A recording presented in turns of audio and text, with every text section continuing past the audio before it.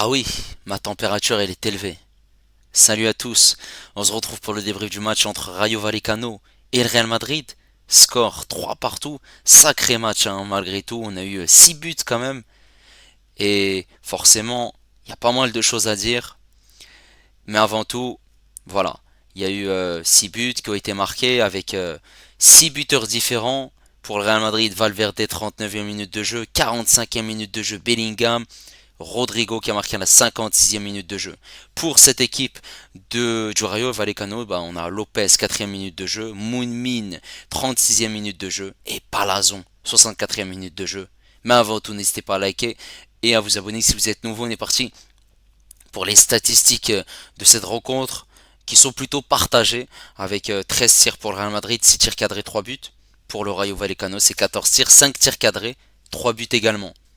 Possession à l'avantage des Madrilènes à 67%, 33 pour le Rayo Vallecano, 625 passes pour le Real Madrid, 310 pour le Rayo Vallecano, 88% de précision de passe pour le Real Madrid, 76 pour le Rayo Vallecano, 8 fautes madrilènes, 18 pour le Rayo Vallecano, 2 cartons jaunes pour le Real Madrid, 4 pour le Rayo Vallecano. On a eu un hors-jeu signalé pour les Madrilènes, 3 corners pour le Real Madrid et 4 pour le Rayo Vallecano. Et là on est parti en image pour les 6 buts du match. Bon, cette équipe du Rayo Vallecano a joué en 4-2-3-1 et cette équipe du Real Madrid a joué en voilà, 4, 3, 1, 2 avec Courtois, Lucas Vasquez, Chouameni, Rudiger, Fran Garcia.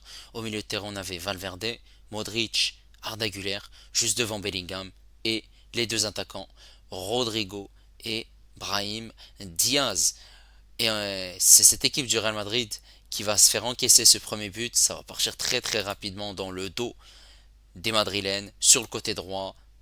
Ici, on voit que le joueur du Rayo Vallecano élimine facilement le défenseur voilà, du Real Madrid, l'arrière gauche Fran Garcia. Et ensuite, il va pouvoir centrer tranquillement. Un de ses partenaires est dans cette surface de réparation. Il met cette tête, il marque, ça fait 1-0. Les Madrilènes qui sont surpris d'entrer au bout de 3 minutes et 40 secondes de jeu. Et c'est pas fini, puisqu'à la 35e minute de jeu, un nouveau but va être marqué par cette équipe du Rayo Vallecano, cette fois-ci sur corner, tiré par ici, et une tête de Mumine, ce qui fait 2-0 pour le Rayo Vallecano. Cette équipe du Real Madrid qui doit rattraper 2 buts désormais. Et ils vont le faire quelques minutes plus tard grâce à une frappe en dehors de la surface de réparation de Federico Valverde. Le gardien est surpris et battu. Ça fait 2-1. Les Madrilènes qui reviennent à un but désormais du Rayo Vallecano et c'était le quatrième but de Federico Valverde cette saison en Liga. La joie de Brahim Diaz et de Federico Valverde et ensuite, juste avant la fin de cette première mi-temps et de rentrer dans ce temps additionnel, on a un centre de Rodrigo sur le côté gauche. Rodrigo pour Bellingham qui est dans cette surface de réparation, qui met cette tête et qui marque un nouveau but. Bellingham qui est en forme et qui permet au Real Madrid de revenir à 2-2 dans ce match. Et pour une fois, le match est relancé. Voilà, on est parti au vestiaire avec un score nul de partout. Et ensuite, un nouveau but, cette fois-ci de Rodrigo en dehors de la surface de réparation. Il déclenche une frappe impériale. Le gardien du Rayo Vallecano est totalement battu. La joie de Rodrigo, cette célébration de John Cena, ce qui permet au Real Madrid de mener pour la première fois dans cette rencontre 3 buts à 2. Et ces joueurs du Rayo Vallecano ne vont pas dire leur dernier mot, puisque il y aura un coup franc qui va être tiré par le jeune, dégagé par Courtois. Le jeune, une nouvelle fois, qui a le ballon, va mettre un centre, et on voit un de ses partenaires, Palazon, qui va couper la trajectoire de ce centre et marquer ce but, ce qui fait 3-3 et score final nul, totalement mérité. Et cette équipe du Rayo Vallecano, il faut les féliciter. Cette équipe du Rayo Vallecano a été impressionnante, surprenante, puisque le Rayo Vallecano est très très mal classé, hein. Malgré tout, ils sont dans la deuxième partie de tableau et ils sont 13e. Voilà, quand même, hein, sachant que le Real Madrid aurait pu prendre la tête de ce championnat en attendant le match du Barça qui aura lieu demain contre les Leganés, mais Ils ont buté face à une sacrée équipe du Rayo Vallecano qui a été très très intéressante, hein. Ils n'ont pas mis le bus, c'était une équipe joueuse et ils ont produit une première mi-temps très impressionnante, excellente. Ils étaient là sur les seconds ballons, dans les duels. Voilà, le pressing était haut aussi au niveau du porteur du ballon. Il y avait pas mal de duels gagnés, beaucoup de déchets techniques de la part des Madrilènes. On voyait une équipe du Rayo Vallecano qui essayait d'asphyxier ces Madrilènes et ils ont réussi à le faire, hein, grâce à ce premier but et ensuite le deuxième but qui est intervenu une demi-heure plus tard. Et forcément, avec ce score de 2-0, on s'est dit que ces Madrilènes étaient abattus. Eh ben non, Federico Valverde qui marque ce but. Il y a eu très peu d'occasions, hein, avant cette frappe et ce but de Valverde. Et ensuite, on s'est dit pourquoi pas, un avantage pour le Rayo Vallecano à, à la mi-temps, ce qui est totalement mérité. Mais non, Bellingham qui est là, qui surgit, qui marque un nouveau but, excellent. Et ça fait 2-2. 2-2, où on a vu que cette équipe du Rayo Vallecano en fin de première mi-temps aurait dû garder ce score. Mais forcément, voilà, ils sont 13e au classement, tout s'explique. Ils ont mis ce score et ensuite ils se sont un peu laissés aller derrière. Et forcément, voilà, on les a sentis un peu dans le jeu en deuxième mi-temps. On a vu cette équipe du Real Madrid qui presse, qui accélère, qui essaye de varier les combinaisons, de frapper en dehors de la surface de réparation, d'accélérer le tempo également, et essayer de trouver des solutions différentes, des frappes en dehors de la surface de réparation, des centres à gauche, à droite, des combinaisons par-ci, par-là, jusqu'à cette frappe de Rodrigo, une nouvelle fois en dehors de la surface de réparation. Et là, cette fois-ci, le gardien ne pouvait rien faire. Et là, on s'est dit que la victoire se dessine pour ces Madrilènes. Eh ben non, le Rayo Vallecano n'a pas dit son dernier mot et ils arrivent à marquer. Voilà, avec cette frappe ou ce centre de le jeune. Et ensuite, il y a cette trajectoire qui est coupée par Palazon et qui permet au Rayo Vallecano d'accrocher ce score de 3 partout. Ancelotti a effectué des changements en faisant rentrer Vinicius à la place de Brahim Diaz, en faisant rentrer Ceballos à la place d'Arda Güler, Camavinga qui est rentré à la place de Modric, on a même Hendrik qui est rentré à la place de Vasquez, donc Valverde a basculé sur le côté droit. Il y avait pas mal de joueurs à vocation offensive, Vinicius, Rodrigo, Bellingham, Hendrik, pour essayer de marquer ce quatrième but, mais forcément, le Rayo Vallecano n'a pas subi et ils ont essayé d'être intelligents pour conserver ce match nul. Et un très très bon point pris à domicile, hein, malgré tout, pour cette équipe du Rayo Vallecano. Ils auraient dû faire largement mieux, hein. Clairement, ça c'est sûr et certain qu'ils devaient gagner, puisque cette équipe du Real Madrid n'a pas été au top. Il y a des joueurs qui ont été au top et d'autres, ça a été calamiteux, catastrophique. Et on va directement parler du Real Madrid. Mais avant tout, j'ai juste un mot à dire sur le joueur, le jeune. Le jeune, tu es très jeune. Oui, tu es très jeune et tu as fait un match remarquable. En défense, tu as été impérial dans les duels, dans l'agressivité. Mais non seulement tu as été bon défensivement, mais offensivement, tu as été impressionnant. Pour tirer un coup franc, sachant que tu es un défenseur central et on voyait Vinicius et il me semble Bellingham dans le mur qui était en train de rigoler. Et cette frappe, elle était cadrée. Heureusement qu'il y avait l'arrêt de Courtois. Juste après, il y a ce centre et cette frappe de Palazon. Quand même, le jeune a été pertinent. Et en plus de ça, il s'est pas fait manger de vitesse. Non, il a fait une rencontre remarquable, tout comme ses partenaires qui ont été dans l'ensemble très intéressants. Maintenant, cette équipe du Real Madrid, on va parler de Thibaut Courtois qui a été pertinent. Il a fait les arrêts qu'il fallait, certes il encaisse 3 buts, mais bon, la défense n'a pas été au top. Et en plus de ça, voilà, on a ce troisième but, cette trajectoire qui est coupée. On a ensuite les 2 buts de la tête. Voilà, il peut rien faire. C'est pas de sa faute, clairement. Il a fait les arrêts qu'il fallait, la relance était propre, il n'y a rien à dire. Côté droit, on avait Vasquez, tu es éclaté. Vasquez, on va pas passer par 1000 chemins, le mercato hivernal il arrive. Au mois de janvier, faut recruter un latéral droit. Vasquez, tu peux pas continuer avec lui, il pue, il est éclaté.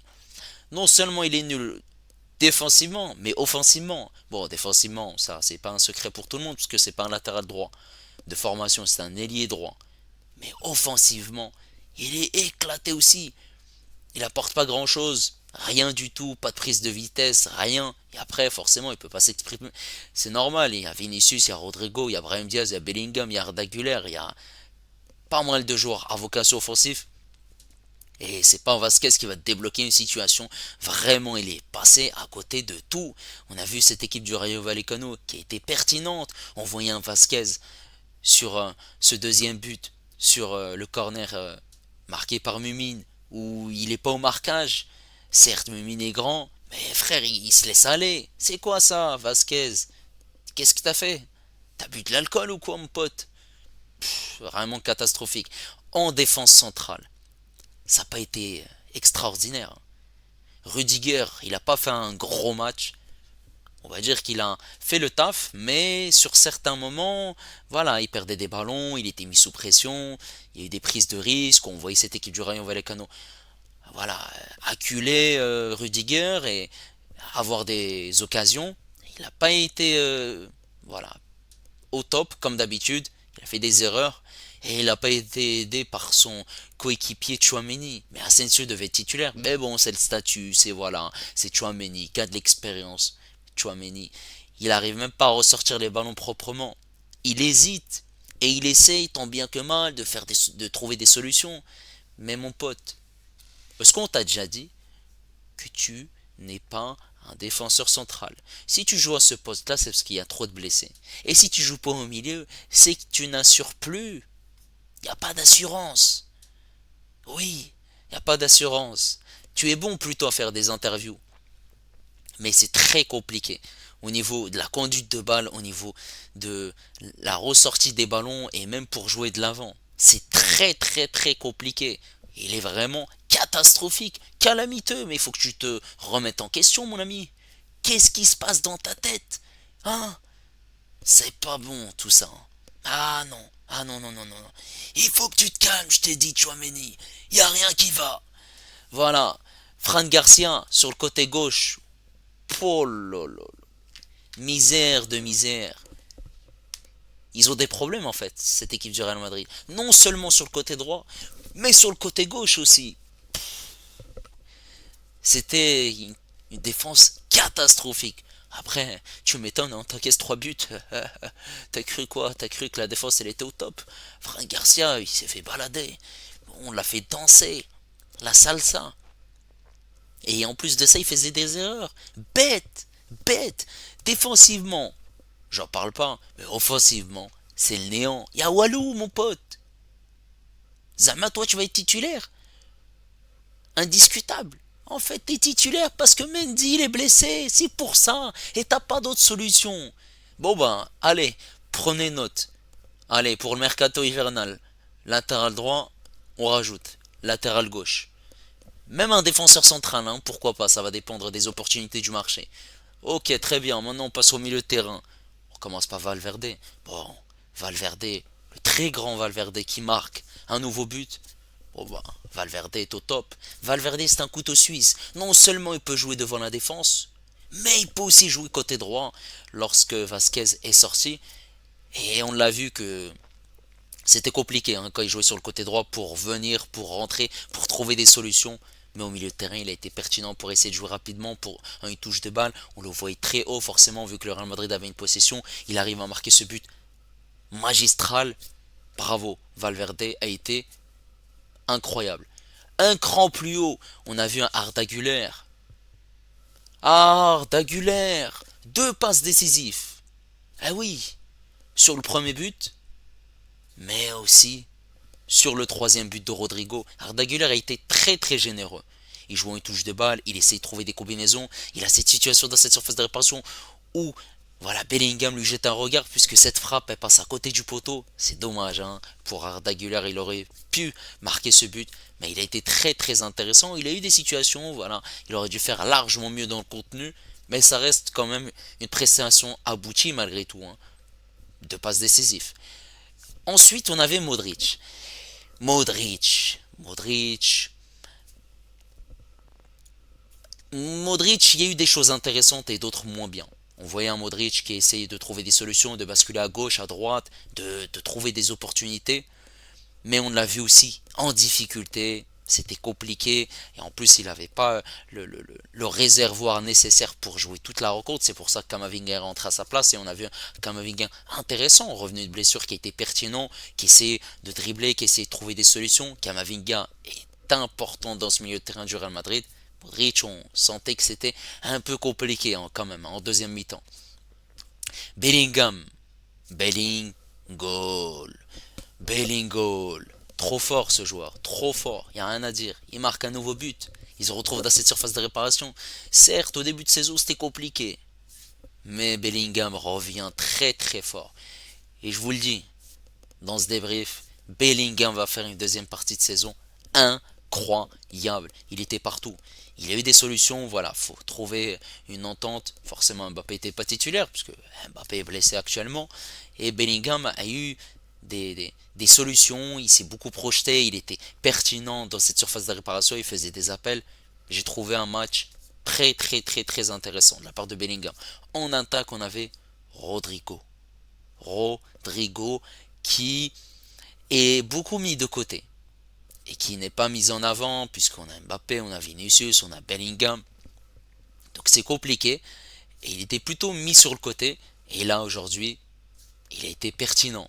Pertinent puisque il te met un centre téléguidé sur le but de Bellingham, parfait, à mi-hauteur, il n'y a rien à dire, mais aussi cette frappe en dehors de la surface de réparation, magistrale. Voilà, ça va lui redonner de la confiance, il revient de blessure. Tout n'a pas été parfait, bien évidemment. Il y a eu des occasions ratées, il y a eu des situations où il aurait dû faire largement mieux. Mais on a senti un Rodrigo disponible.